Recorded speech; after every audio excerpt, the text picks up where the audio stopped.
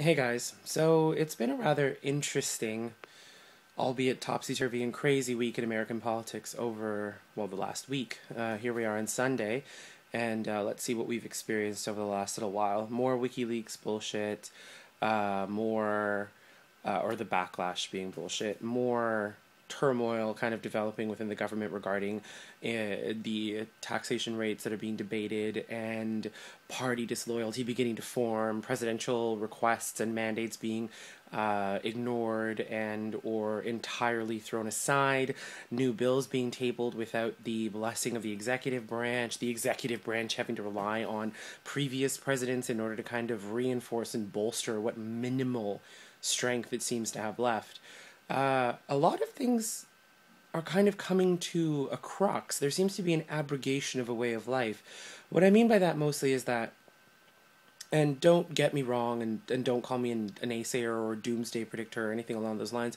I'm a Canadian and our economy is very closely tied to yours, so anything that I say that may be negative of the United States would have a direct impact on the Canadian economy as well. So, in all reality, I think what I am basically just saying is the truth. Right now, I mean, let's look back at history. The French monarchical system under the Bourbon kings came crashing down towards the end of the 17th century, not the 17th century, sorry, the 1700s, the 18th century, and just shortly after your revolution, actually a lot of it was spurred on by your revolution in the United States.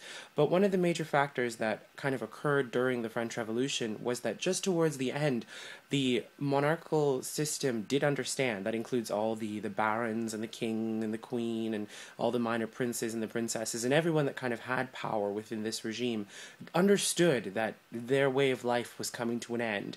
And they kind of milked the French coffers for as much as they were worth. I mean, Versailles, the most beautiful palace, arguably, just outside of Paris, was kind of thrown together, and towards the end of l'Ancien Régime, which is how it's what's normally referred to as the times when the kings ruled France, and they knew that the Louis, I believe the 14th, knew that things weren't really going to last, and by the time Louis the 16th rolled around, heads literally rolled, and I think that your aristocracy, your uber ultra wealthy 1% of the population, knows that your empire is coming to an end, knows that the United States right now doesn't export anything of value. You have no mass export. And just as a quick FYI in economics, in order to make money, you need to sell shit.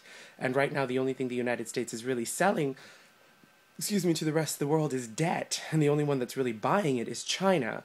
And, I mean, you do buy our raw materials, then turn them into goods, and then sell them back to us Canadians at substantially higher prices because we kind of got fucked in NAFTA. But what I am kind of wondering is, why isn't there that same spirit of, we will not take this lying down. We will not allow our people or our government to tell us what to do when we, in fact, are meant to tell the government what to do. I mean, you elected these people, right?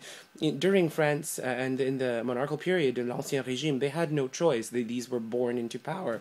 But you elect your rulers. And, I mean, I don't care how right-wing you are, the idea of giving a tax cut to people who are incredibly wealthy and would really be the only beneficiaries of a tax cut in the name of creating jobs instead of actually taxing these people making billions of dollars a year. I mean, how can you stand there and allow your government to say things like this to you? How can you simply lie down and allow your government to lie, to say that no, by allowing the rich to keep their money, they're going to create jobs?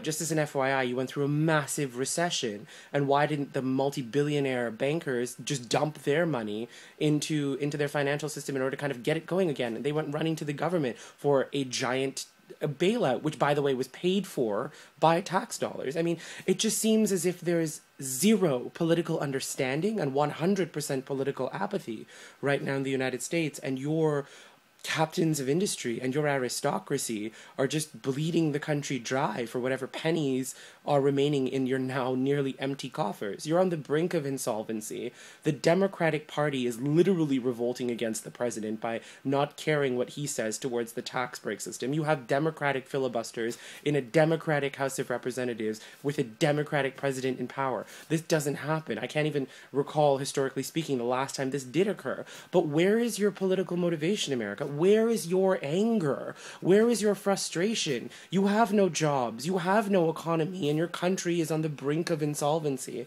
and you simply lie down and take it. Why?